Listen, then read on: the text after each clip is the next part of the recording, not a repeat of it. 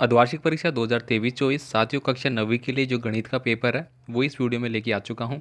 और ये पेपर दोस्तों हमें भेजा है गोविंद सिंह ने, जो कि बाड़मेर से है। ठीक है, तो यहाँ पे मैं पूरा पेपर है वो आपको एक बार डिस्क्राइब कर देता हूँ। जिन जिलों में पेपर हो चुका है उनके लिए आपको बता दूं कि जो भी आपके पेपर है वो आप हमें व्हाट्सअप पे कर सकते हैं, और जिनमें नहीं हुआ है वो इस पेपर को अच्छे से ज़रूर देख लेना, ताकि आपका जो पैटर्न है वो पूरा ऐसा कैसा रखा गया है बोर्ड की ओर से, तो आपको इन्हीं प्रश्नों के हिसाब से देखना है। तो फटाफट से मैं इनको देख लेता हूँ और हम पढ़ लेते हैं कौन कौन से पर्सन हैं जो कि एग्ज़ाम के लिए आए हैं। पहला क्वेश्चन देखिए यहाँ पे, निम्नलिखित में से आपको कौन सी संख्या है परिमेय है ये आपको बताना है। तो देखिए यहाँ पे 225 है। लास्ट वीडियो में मैंने बात करी थी कि परिमेय और अपरिमेय संख्याएं वो होती है, यानी कि परिमेय संख्या वो है जिसका निश्चित मान निकलता है और अपरिमेय वो है जिसका निश्चित मान नहीं निकलता है। तो √23 का निश्चित नहीं निकलता, लेकिन 225 का मेरा 15 निकल जाता है। 15 को अगर वर्ग करेंगे तो 225 आ जाएगा। ठीक है, यहाँ पे देखिए बहुपद वाला क्वेश्चन है वो ऑलरेडी मैंने आपको बता दिया था। मैंने कहा था कि आपके जो क्वेश्चन है वो अल्टरनेट हो सकते हैं, संख्याएं बदल सकती है, लेकिन पैटर्न यही रहने वाला है और पूरा पैटर्न वो का वो रहा है। यहाँ पे देखिए बहुपद आपको दिया गया है 5x - 4x² प्लस 3 की जो घात है वो कितनी होगी। इसके बाद देखिए यहाँ पे एक्स अक्ष पर स्थित बिंदु है वो आपको बताना होगा। तो यहाँ पे दोस्तों हमें देखना था एक्स एक्स पे। ठीक है, तो यहाँ पे 0 और 2, ठीक है, ये आपका एक्स एक्स पे यहाँ पे इंडिकेट किया गया है, ये किया गया। तो यहाँ पे मैं एक्स एक्स की अगर मोस्टली बात करूँ तो ये मेरा एक्स होता है, ये मेरा वाई होता है। ठीक है, अब मुझे देखना है एक्स एक्स पे ही। तो एक्स एक्स पे कौन सा हो जाएगा, अगर मैंने ये बनाया ये मेरा एक्स है ये मेरा वाई है, तो देखिए पहली संख्या एक्स है तो 2 पे आ गई है और ये 0 पे रह गया, मतलब ये एक्स एक्स पे आ रहा है मेरा। ठीक है, 0 और 2 बोला गया है तो 0 और 2 मतलब ये तो एक्स है ये वाई है, तो ये वाई एक्स पे चला गया। दो तो यहाँ पे ऑप्शन नंबर बी हो रहेगा मेरा। ठीक है, नेक्स्ट देखिए यहाँ पे, यदि 2x + y = 6 हो तो इसको संतुष्ट करने वाला युग्म कौन सा होगा। ऐसा का ऐसा प्रश्न उठ के आ गया है जो लास्ट वीडियो में हमने बात करी थी। इसके बाद देखिए यहाँ पे अगला है, एक बिंदु से होकर रेखाएं खींची जा सकती है तो अनंत खींची जा सकती है। इसके बारे में मैंने पहले से डिस्कस किया था, मैंने बताया भी था। मान लीजिए कि ये आपका एक बिंदु है और इससे हम कितनी रेखाएं खींच सकते हैं। ठीक है, तो यहाँ पे अनंत हो जाएगा मेरा, है ना। यहाँ पे देखिए ऋजु कोण का माप है वो बताना होगा। निम्नलिखित में से कौन त्रिभुज की सर्वांग समता की एक कसौटी नहीं है। तो ये आपने पढ़ा है कि मेरा एस ए एस होता है, एस एस एस होता है, तो इसमें से जो नहीं है वो आपको बतानी है। अब यहाँ पे सर्वांग समता की जो कसौटी है वो क्या कहती है, दो भुजाएं मेरी समान हो सकती है, एक अलग हो सकती है। ठीक है, इस प्रकार से आपको देखना था। यहाँ पे देखिए बहुपद 2 + x² + x में x² का जो गुणांक है वो क्या होगा। तो x² का गुणांक है वो 1 रहेगा, बिल्कुल सही बात है यहाँ पे। नेक्स्ट देखिए यहाँ पे 2x + 4 का जो शून्यक है वो क्या रहेगा यहाँ पे।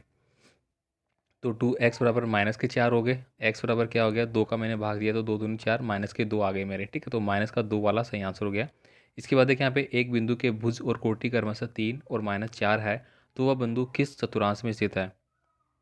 तो ये प्रश्न भी दोस्तों मैंने अच्छे से करवा दिया था। यहाँ पे देखिए अगर मैं बात करूँ, ये एक्स और वाई है। यहाँ पे पहली संख्या एक्स होती है, दूसरी वाई होती है। एक्स पे 3 है, 1 2 3। अब दूसरी है -4, -4 है मतलब वाई, तो 1 2 3 4। तो ये जो चतुर्थांश है मेरा चतुर्थ वाला हो गया, तो यहाँ पे ऑप्शन नंबर है वो डी आपको करना था। इसके बाद देखिए यहाँ पे अगला है, रिक्त स्थानों की पूर्ति आपको करने वाला होगा। एक घात वाले बहुपद को कौन सा बहुपद कहा जाता है। यदि दो रेखाएं परस्पर प्रतिच्छेद करती हो तो उनका जो कोण है वो कितना बनेगा।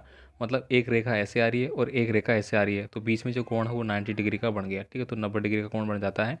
दो कोण जिनका योग 180 डिग्री है तो वो कौन से कोण कहलाएंगे। तो दोस्तों देखिए यहाँ पे लिखा है समकोण, समकोण नहीं होता है, समकोण 90 डिग्री के कोण को बोलता है। तो 180 डिग्री का है, इसका मतलब सरल कोण तो मेरा कितना हो गया, 180 डिग्री का। लेकिन यहाँ पे पूछ रहा है कि दो कोण जिनका योग 180 डिग्री हो कौन कहलाएंगे। तो हम इसको डिस्क्राइब भी कर सकते हैं, हालांकि ये सही भी है और गलत भी हो सकता है। ठीक है, डिपेंड करता है एग्जामिनर पे अकॉर्डिंग कि क्वेश्चन की लैंग्वेज क्या थी। यानी कि दो समकोण बनेंगे मेरे। ठीक है, सीधी सीधी बात है, प्लस दो समकोण बन गए तो वो क्या बन गए मेरे, 180 डिग्री का, जिसको अपन ने बोला सरल कोण। ठीक है, नेक्स्ट देखिए, अपने पूर्ण अपने भाग से होता है तो क्या होता है। सभी समकोण एक दूसरे के क्या होते हैं, देखिए समकोण है तो एक दूसरे के क्या होते हैं, वो प्राय होते हैं। यहाँ पे देखिए किसी समबाहु त्रिभुज का प्रत्येक कोण हो सकता है समबाहु त्रिभुज, तो कितना होता है, 60 डिग्री का होता है ना। एक ही वर्तखंड के जो कोण है वो कैसे होते हैं। अर्धवर्त का जो कोण है वो कैसा होगा, देखिए यहाँ पे ये मेरा है, इसको मैंने अर्धवर्त पे काट लिया।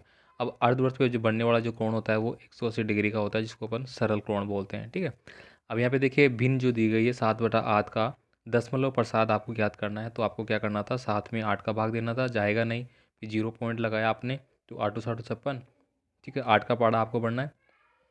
तो 8 घंटे आपने लिखा 64, ठीक है। फिर आपके कितने बज गए, 6 बज गए। फिर आपने यहाँ पे क्या लगाया, जीरो, वो डॉट लगाया, ठीक है। फिर आपने जीरो उतारा यहाँ पे, ठीक है। इस प्रकार से फिर आपने देखा 856, इस प्रकार से आप बना सकते हैं। यहाँ पे देखिए 64 सही 1/2 का आपको ज्ञात करना है, ठीक है। तो 64 की पावर कितनी दी गई है, 1/2, मतलब ये क्या हो जाएगा, बटे में आ जाएगा, ठीक है। आप निकाल लेना। मूल बिंदु के निर्देशांक होते हैं, ये बार बार रिपीट आया था और बहुत बार बताया भी था, तो 0 0 होते हैं। दो चर वाले रेखीय समीकरण के कितने हल हो सकते हैं, ये आपको बताना है। दो चरण वाले रेखीय समीकरण के अद्वितीय हल। समांतर चतुर्भुज के 2 गुण आपको बताने होंगे। त्रिभुज की सर्वांग समता के कोई 2 नियम आपको बताने होंगे। ये सारे प्रश्न पत्र आपको देख लेना है। देखिए जिनका हो चुका है अच्छी बात है, लेकिन जिनका नहीं हुआ है वो आप एक बार अच्छे से देख लेना कि पेपर इस हिसाब से आ रहे हैं, पूरा पैटर्न। और बहुत सारे प्रश्न हैं वो एज इट इज़ रिपीट भी रहते हैं, ठीक है। तो आप एक बार अच्छे से ज़रूर निकाल लेना। बाकी अपने दोस्तों को ज़रूर भेज देना इस पेपर को, ठीक है। यहाँ पे देखिए अगला है, अक्षों के प्रतिच्छेद बिंदु को हम क्या कहते हैं, भुज किसे कहते हैं, किसी चतुर्थांश में स्थित, ये जो है तो उनको आपको डिफाइन करना होगा कि कौन सा किस में है। यहाँ पे देखिए आपको अगला क्वेश्चन है, 3/5 और 4/5 के बीच 3 परमेय संख्याएं ज्ञात करना है, कौन कौन सी हो सकती है। अब देखिए परमेय संख्याएं वो होती है जिनका मान निकलता है, तो ये आप ध्यान रखना भाई। यहाँ पे देखिए 1/√2 के हर का परमीकरण करना है। ये ऑलरेडी मैंने बताया था कि जो परमीकरण वाले क्वेश्चन है वो आपको 100% मिलते हैं। तो यहाँ पे 1/√2 आपको दिया गया है, तो इसको क्या करना था, √2 आपको ऊपर लिखना है और √2 इन आपको नीचे लिखना है। अब इसका लघुत्तम आप लेंगे तो क्या आ जाएगा, मेरा √2 आ जाएगा, ठीक है। अब √2 को रूट से ये 1 आ गया, प्लस इसका आ जाएगा 1, मतलब √2। अब इस प्रकार से आपका 1 + √2 और यहाँ पे √2 को गुणा करेंगे तो मेरा आ जाएगा 2। तो इस प्रकार से मेरा आंसर आप निकाल सकते हैं। बहुपद देखिए यहाँ पे Px और x-5 का एक शून्य का है, वो आप आराम से याद कर लेंगे। यहाँ पे देखिए इसको आपको सत्यापित करने थे। अब यहाँ पे थोड़े अलग टाइप के क्वेश्चन आ गए आपके, जो कि आपके किसके हैं, रेखीय समीकरण से हैं और गुणनखंड विधि से हैं। ये आपको देख लेने हैं सारे। देखिए रेखीय समीकरण वाले क्वेश्चन इस प्रकार से आएंगे। गुणनखंड की मैं बात करूँ तो ये आपके गुणनखंड मेथड वाले क्वेश्चन हो चुके हैं। अब यहाँ पे देखिए अगला है, यदि x-1 और 4x³ + 3x² + 4x + k का मान आपको ज्ञात करना है। ये देखिए मैंने कल ही वीडियो बनाया था और आपको बताया था कि भाई k के मान वाला क्वेश्चन आप देख लेना कैसे होता है। सेम आ गया है। यहाँ पे देखिए 6√5 को 2√5 से गुणा करना है, तो आप इजीली कर पाएंगे इसको, ठीक है। इसके बाद देखिए समीकरण x + 2y = 6 के 4 अलग अलग हल आपको निकालने हैं। अलग अलग हल का मतलब क्या होता है, आपको x की वैल्यू एक बार अलग लिखनी है, y की अलग रखनी है। इस प्रकार से आप निकालते रहेंगे। k का मान ज्ञात करना था, वही समीकरण आपके यहाँ आ चुका है। दी गई आकृति में आपको जो है वो दिए गई है AB = CD है, तो आपको सिद्ध करना है, ठीक है। अब देखिए यहाँ पे दीर्घ लघुत्तम प्रश्न आ जाते हैं, जिसमें ये आपको दिया गया है यहाँ पे एक प्रकार का चार्ट। इससे रिलेटेड क्वेश्चन आपको बताने थे। ये आकृति में मैंने ऑलरेडी कहा था कि इस प्रकार के आपको दिए जाएंगे और इनमें आपको पूछा जाएगा, ठीक है। इस प्रकार के जो कोण है, ये कौन सा है, ये कौन सा है, ठीक है। ये सारे नियम आपको फॉलो करने थे। इसके बाद देखिए चतुर्भुज के क्वेश्चन आपके यहाँ पे आ जाते हैं और ये सर्वांग समता वाले जो सिद्ध कराने वाले क्वेश्चन है वो आपके आ जाते हैं यहाँ पे, ठीक है। तो ये पूरा पेपर दोस्तों कक्षा 9th के लिए हो जाता है, किसका, मैथमेटिक्स का। ऐसे ही दोस्तों 10th क्लास के लिए भी मैथमेटिक्स का पेपर आ चुका है, वो भी मैं एक बार डिस्क्राइब कर दूंगा, जिससे कि आपको पूरा समझ में आ जाएगा कैसे क्या आपको करना है। तो एकदम रियल पेपर है, यही पैटर्न आपका रहने वाला है, अच्छे से आप देख लेना। मिलते हैं अगले वीडियो में, धन्यवाद।